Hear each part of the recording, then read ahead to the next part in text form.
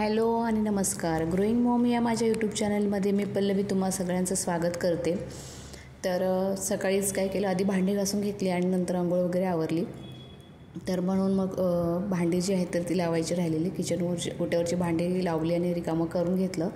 आणि आज यांचा उपवास आहे त्यामुळे भाजीला काय नव्हतं आणि त्याचबरोबर म्हणून म्हटलं की बटाट्याची भाजी पण करता येईल, म्हणून बटाटे आधी बॉईलला लावले. आणि तोपर्यंत आई जे आहेत ते पोहे करून घेत आहेत. मग म्हटलं की मी जे आहे, आमच्याकडे गणपतीची मोठी मूर्ती आहे जी आम्ही खरं तर गणेश उत्सवाला गणपती बसवण्यासाठी आणली होती. आणि ती जी आहे तर ती थोडीशी आता क्लीन करायची होती, म्हणून म्हटलं ती घेऊया आधी. आणि सगळे देवारातील देव पण घेतले.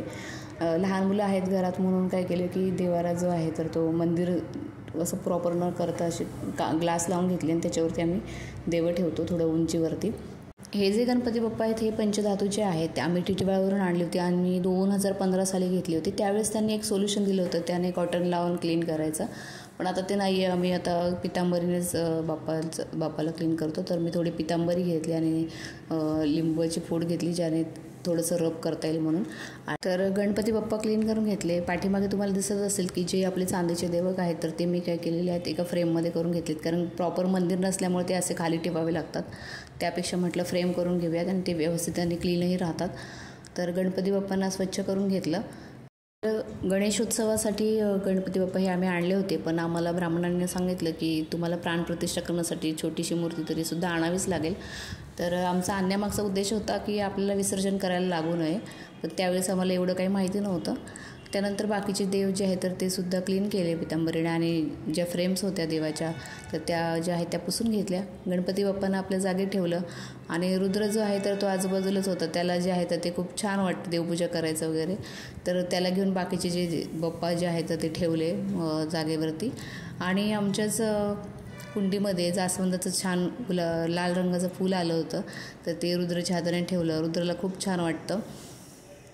तो नेहमी काय करतो की आई ज्यावेळेस पूजा करत असतात तेव्हा रुद्र जो आहे तो आजूबाजूलाच असतो आणि निरंजन दिवा अगरबत्ती लावेपर्यंत जो आहे ना तर तो त्याला घेऊनच ते करावं लागतं, नाहीतर तो रडत बसतो.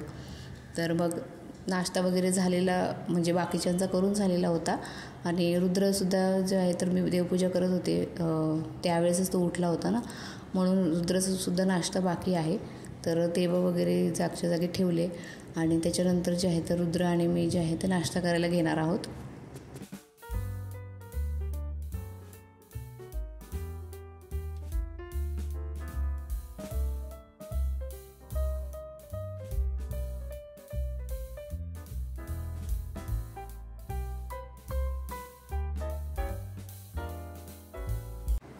मग दोघं पण आम्ही नाश्ता करायला बसलो. नेहमीप्रमाणे पोहेच केलेले होते. तर रुद्राला आता इतकं समजायला लागलेलं आहे ना तर की त्याला कुठली वस्तू किंवा काय हवं असेल ना तर त्याला द्यावंच लागतं, नाही तर तो खोटंचं पण रडायला लागलेला आहे. कशी मुलं शिकत जातात आणि मोठी होतात, काही गोष्टी लक्षातसुद्धा येत नाही आपल्या. आपण जेव्हा फोटो पाहतो तेव्हा लक्षात येतं की अरे हा किती लवकर मोठा होत चाललेला आहे. तर त्याला भरवता मी सुद्धा नाश्ता करून घेतला आणि रुद्रने पोहे खाताना बरेचसे सांडवले होते. मग झाडू वगैरे मारून घेतला. कालच रुद्राचे काकासुद्धा आलेले आहेत. तर तो ना लवकर मिक्स होत नाही, म्हणजे थोडा वेळ बघत राहतो आणि नंतर मग त्यांच्या पाठीमागे लागत असतो, म्हणून तो जो आहे तर त्यांच्याकडे काही जात नव्हता, रडत होता. आता मी झाडू मारून घेत होते तोपर्यंत आई जे आहेत ते त्याला बाहेर थोडंसं फिरवत आहेत. आणि आता फिरण्याचं सुद्धा त्याचं एवढं वाढलेलं आहे की सारखं दरवाजाकडे बोट दाखवून म्हणून असं की बाहेर घेऊन जा म्हणून. बोलता येत नाही पण कृतीमधून सगळं काही दाखवता येतं. एवढीशी मुलं जी आहेत तर ते आपल्याला बऱ्याच गोष्टी ज्या आहेत तर त्या करायलाच भाग पडतात, हे लक्षात येतं आई झाल्यानंतरच.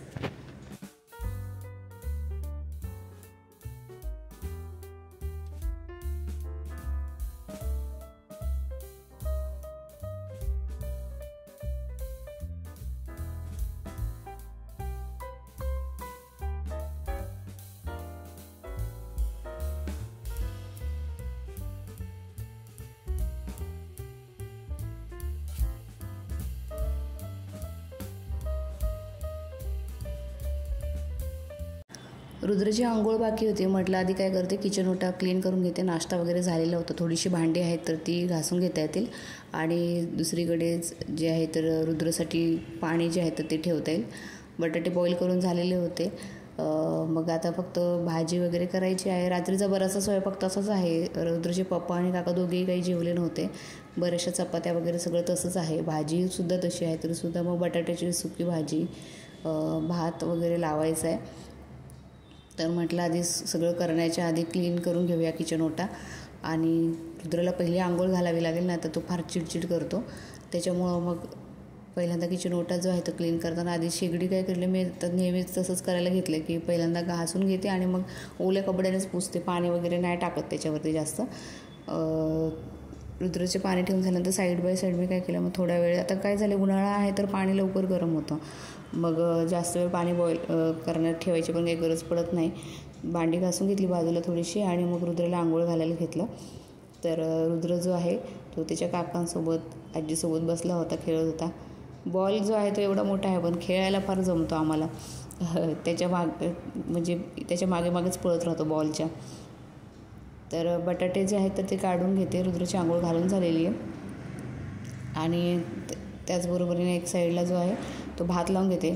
ते ज्याच्यात भात लावते ना तो सुद्धा आहे ना कुकरच होता. त्याचं हँडल तुटलेलं आहे पण 2 कुकर होते ते आणि त्यांना एकच झाकण होतं कंबाईन. तर ते जे म्हणजे भरपूर उपयोगाला येतात ते, पण त्याचं हँडल बसून आणलं तर मग ते प्रॉपर होतील. तर बऱ्याच दिवसापासून तसंच वापरते. वरलं रुद्राची सुद्धा खिचडी जी आहे तर ती आत्ताच लावून घेऊया. जेव्हा मी क्लासला जाते तेव्हा त्यांना भरवायला लागते. मग नंतर ऐन वेळेला कधी करणार म्हणून मी आधीच बनवून ठेवते. तर इतर गोष्टी करत असतानाच काय केलं म्हटलं त्याच्यात फक्त बनवून ठेवूया साईडला आणि जेव्हा त्याला खायला घालायचं असेल तेव्हा घातलं जातंच. त्याच्यात थोडंसं बॉईल केलेलं बटाटंसुद्धा मी मिक्स केलं होतं. आता मी इथं कुकर लावायला तर घेतलं आहे पण झाकण जे आहे ते इकडे तिकडे शोधते. बऱ्याच वेळेस असं होतं की वस्तू जवळच असतात आणि आपण जे आहे ते इकडे तिकडे शोधत राहतो.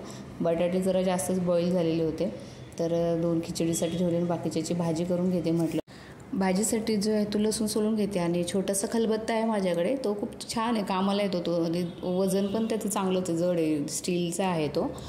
आणि त्याच्यामध्ये म्हणजे आलं वगैरे ठेचण्यासाठी तो खरं तर कामाला येतो पण मग मी जास्त करून लसूण ठेचायलाच वापरते तो.